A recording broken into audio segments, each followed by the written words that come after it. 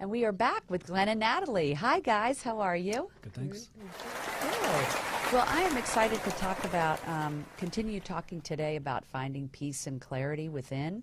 But first, I kind of want to talk about your background and what brought you to Vedanta and the ancient Indian philosophies that you all study and live in your life and share with other people.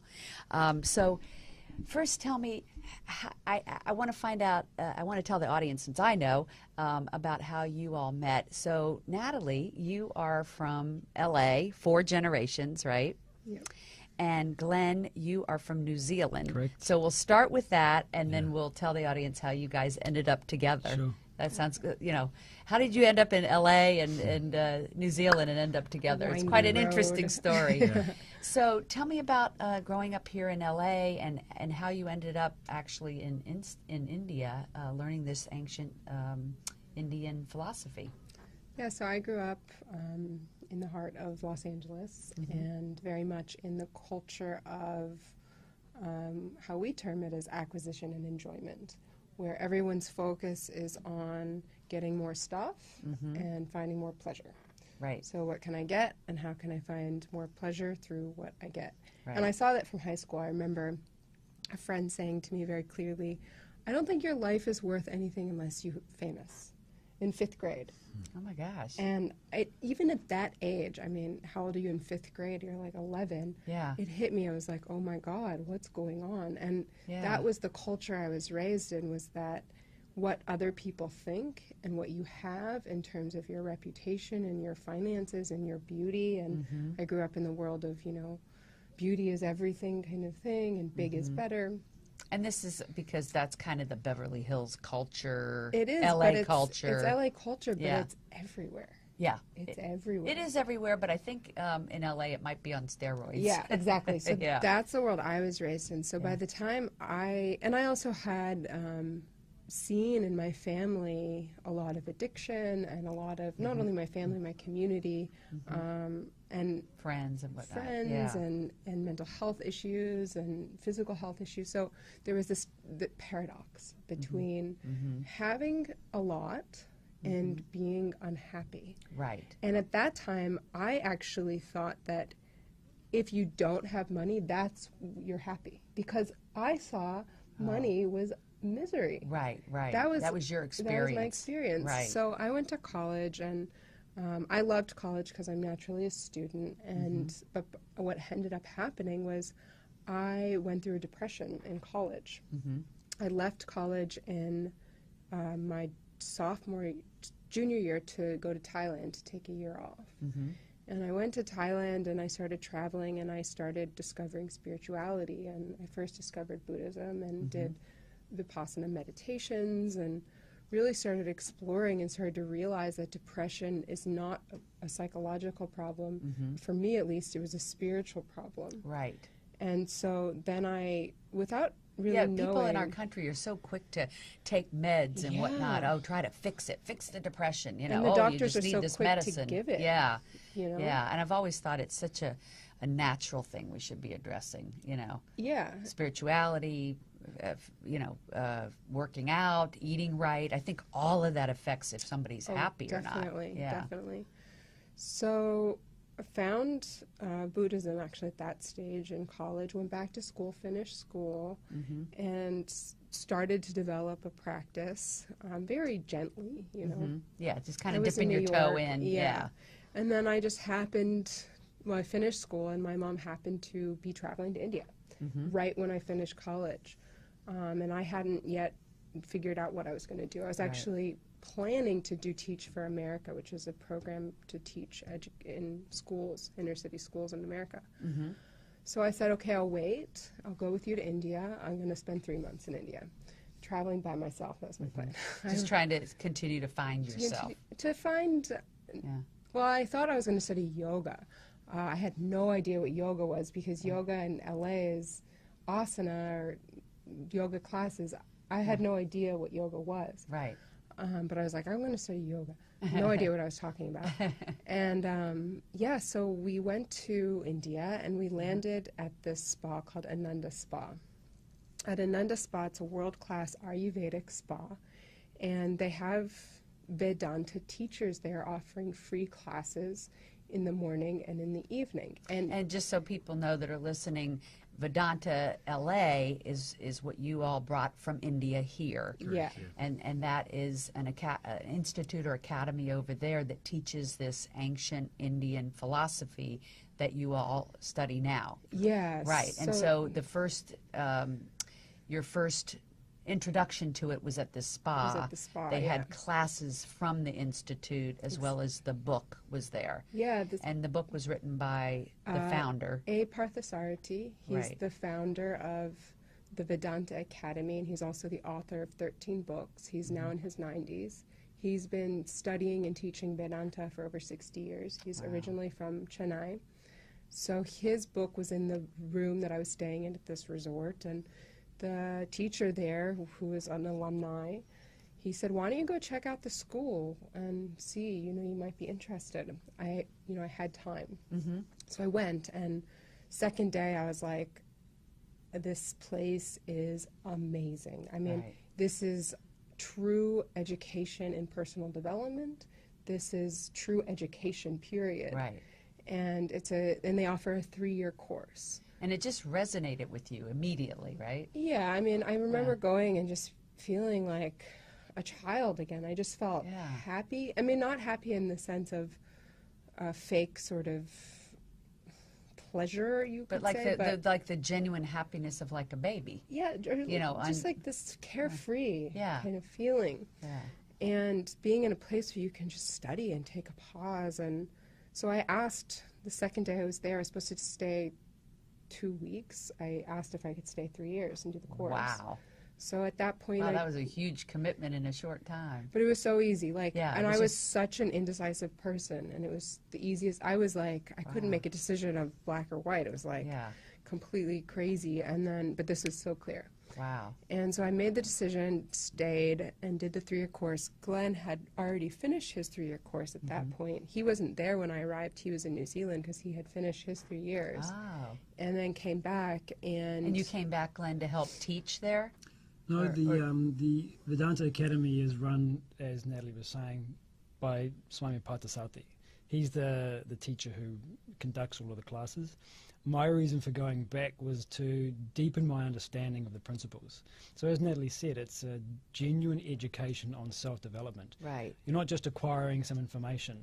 If you want to do a 3-year course on physics, Yeah. you go there, you understand the information, and you leave. Right. This is not about acquiring information. Right. This is about gaining wisdom so that you transform your personality and become more spiritually mature.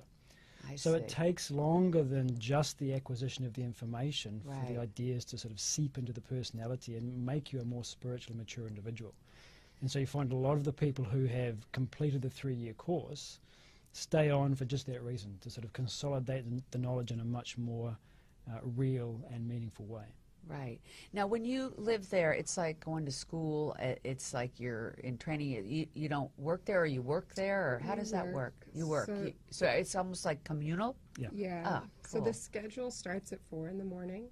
You wake up, there's a bell, 4:25, and everybody wakes up and comes together, and you actually... Now, was that hard to adjust to, waking up at 4 in the morning?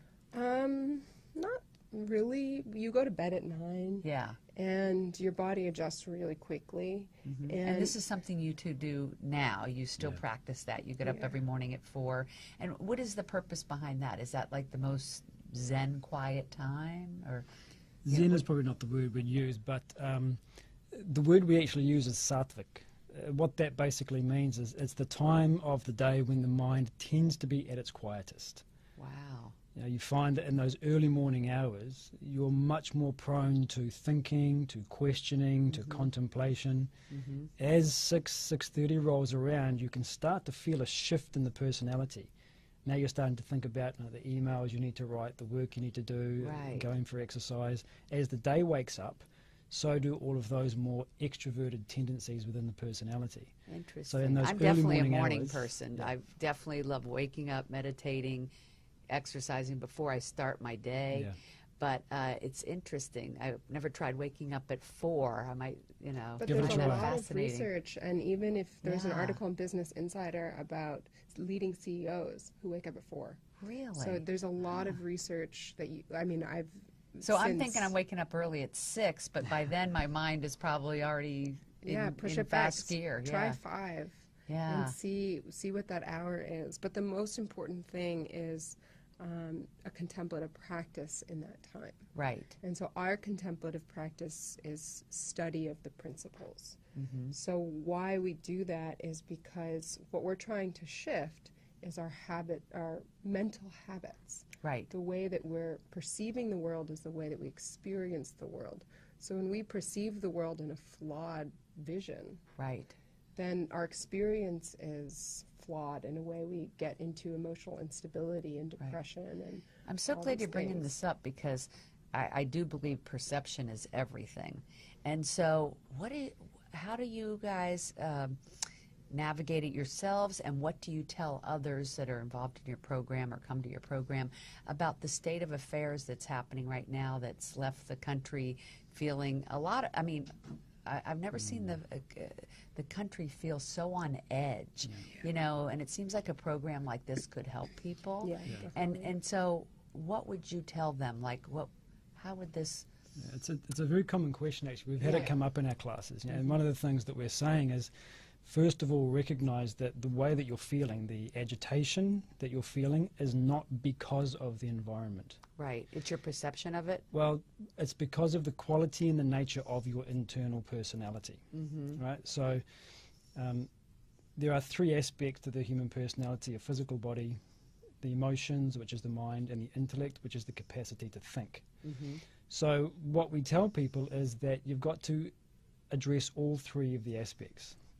So from the emotional perspective, we say, first of all, at least have gratitude for what you do have. Right. Take a moment to just stop, think about what you do have that is good. And that Right. helps to defuse some of that negative feeling. I do a gratitude journal every night. Is that something that you guys recommend? Is it something? Each person needs to find what works personally for them. Right, But a regular practice in Yes. gratitude, which then has to flower to something more mature. Gratitude is a fantastic practice, but it's still a level of immaturity that can be transcended Okay. into something that we call devotion. So that's for the emotions. For the intellect, we say a genuine, as Nathalie was talking about, a genuine, regular practice of study. Mm-hmm. And that allows you to correctly assess your environment. Right. And when you have a correct assessment of the environment that you're living in, then it's a small step to accepting it. Right. And once you have accepted it, you no longer react to it with that same degree of conflict. Right. But you can't accept what you haven't assessed. Right. So you need to develop So the intellect. so in the world of turmoil today, you assess it and then you accept it Correct. in order for And that's you to not a deal with it. passive acceptance. Right. It's not this, okay, I'm just Right. going to sit back, because the entire principle of Vedanta, the purpose of the philosophy is action. Right. It's For the how to body. act in the world according to your obligation. Right. But if you don't accept what's happening, you're acting based on ego and egocentric desire, and Right. you're acting And based we on know who does reaction. that. All of us. All of us All do of it. us. All of us do it. But we have Especially to. one. Yeah. I mean, it's human nature. It in a is way. human nature, yes. But when you have an understanding and an acceptance of your environment, Yes. you're able to clearly see, okay, what is my role? Mm-hmm. What can I do practically? Mm-hmm. Let me figure that out, and let me have the courage and conviction to do it Right. without being flustered, without being angry, without being violent, without, Right. Yes. and all of those these things. And Yes. so that's how you can affect change. It's- Flustered, angry, and violent. That's you hit it right on the head. I mean, that's we have the to natural. eliminate that. Yeah. That doesn't serve any purpose. It doesn't accomplish anything. Exactly. There's just, I tell people that are upset about what's going on. I'm like, swimming in that pool of negativity and just woe is we is not going to accomplish anything. So that's actually we talk about body, mind, and intellect. That's the channel for the physical body, is your actions should be directed towards service. What can I do to serve my environment? Right. So these are the 3 ways that we can Right. start to deal with it, And I guess very much of what you're doing must be tapping into finding your purpose. Yes. very much. Right. Very much a part So of it. what is our purpose here? What are we supposed to be doing? And as long as we're doing that, which always encompasses being of service in some capacity, that's where we find this peace and clarity that you're talking about? Yeah. Right. Yeah, when you act according to your particular nature, first starts with understanding, okay, what is my tendency? Who am I? In the relative sense, what is my personality? What are my tendencies from childhood that we call, there's a word in Sanskrit called svadharma. When you figure out what your inherent nature is, and then you act according to the obligation, not obligation in the negative sense, but the necessary requirement to fulfill that nature, Right. then you find peace and you direct that nature towards service to the community. So the philosophy is so helpful and beautiful and practical because it gives you the capacity to figure out what your calling is and then how to direct your action in a way where you're fulfilling your calling so that you find happiness throughout your life while being dynamically active. Right. So you're not sitting back and I'm perfectly at peace meditating. You're acting, you're dynamic, but at the Right. same time you feel this inner peace. And for that, for you two, that looks like doing the work you're doing here in LA. Yeah. I know you felt like there was a demand for what you were studying in India. Here in Los Angeles, people were asking very you much. for it. And so you started the VedantaLA.org. Vedanta Institute Los Angeles. Yes. Right. And so now you all put on events. I know you have one coming up at Joshua Tree in Correct. April. And people can go to VedantaLA.org to find out about that and other workshops and classes. And you work with corporate clients and schools. And Our main work is our free weekly classes.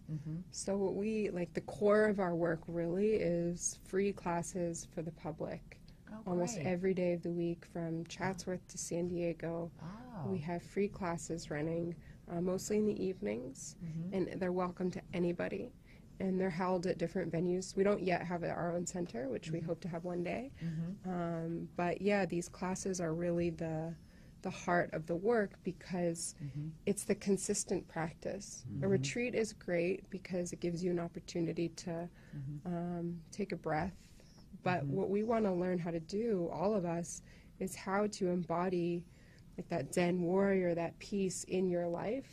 If you're in the middle of Hollywood, if you're in the middle of Los Angeles and your job and your family and the news and Facebook and all this crazy stuff. It can be really overwhelming. Yeah, we really want to help people to find a community and a space to learn in their life. So That's the classes are, and you'll find the class schedule on our website, vedantala.org, but the classes are the heart of the work, and then, yeah, corporate programs, and we're working on a youth program. We keep hearing from our parents is kids need this. Absolutely. I remember you said to me, you know, they don't teach happiness in schools. No, and all they teach is meditation, but meditation is not possible if your mind is agitated. Right. So you need to learn how to understand your emotions in order to sit still.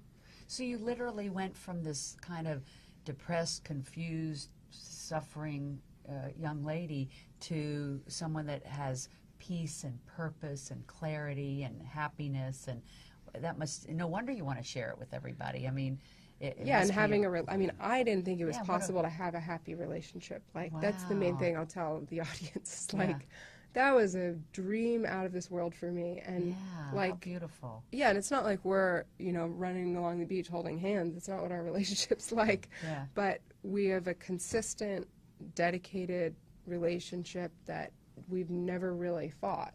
Right. And so it's like, that was completely impossible. And the fact that, you know, I mean, yeah, ask my family, like, I'm totally transformed. And it wasn't a conscious thing. It was just diligent effort over time. Right. Right. Yeah, and that's the really the key. I mean, any relationship, whether it's a marriage relationship, you know, parent, child, friends, whatever it is, you know, the key to maintaining that harmony is each one's commitment to their own self-development. Right. You know, you talk And about if it's just one person and not the other, that's what makes it difficult. Like you have no, to both even that, be- even if only one person is doing it, the relationship will be vastly improved. Oh, that's good to know. But if Because there's not always two people on board. Correct, Yeah. but you Yeah. don't need both. Yeah. If But one in person's a doing- marriage, it's nice that both are on it's board. much it's much better. easier. Yeah. Yeah. Much better. And so the ultimate story was that you all got married in India. Yep. Yeah, I think we have a picture of that. Yeah, you guys look so happy and look like it's a good fit. Yeah, just based on, I'm sure, a deep love. I mean, everything is, you know. Yeah, mostly it was just the shared purpose, actually. Of Yeah. like, this is what we want to do, and you know, But regardless. is this Vedanta, you know, based and steeped in love? Is Yeah, Vedanta but steeped in yeah. love? Not personal love. Uh-huh. Impersonal. Universal, yeah, not based on, like, we don't say I love you kind of thing, because love is transcendent beyond the relationship. There's a quote that we love, let your family be the center, not the boundary of your affection. So if you claim to love one person but not another, Right. then the love that you claim for that person, it's a false love.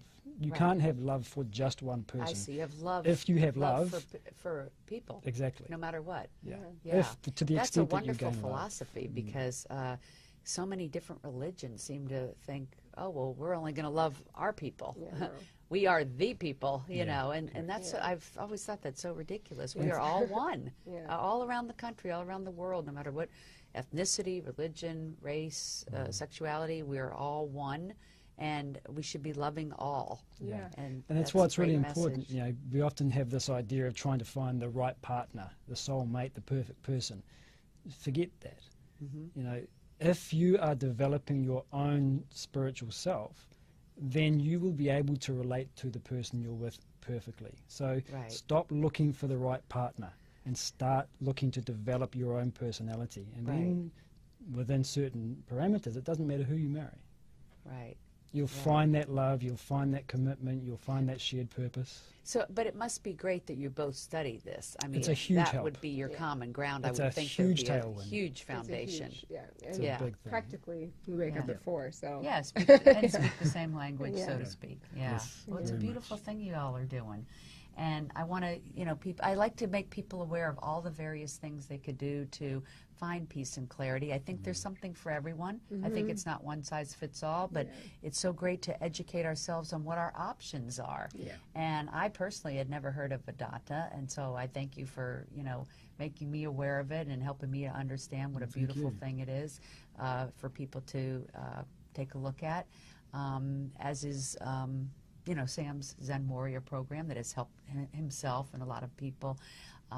There's just various things out there. I think the main thing is that people do something to find that peace and clarity in themselves, whatever that is, and not be all consumed by all the craziness going on in the world today, because it doesn't make for very happy people. And if you're not happy, you're not productive, and if you're not productive, you know, you're not probably serving your purpose. And you know, so it's beautiful what you guys are doing, and thank you for being here today Thank you and for sharing your having us. story. Yeah.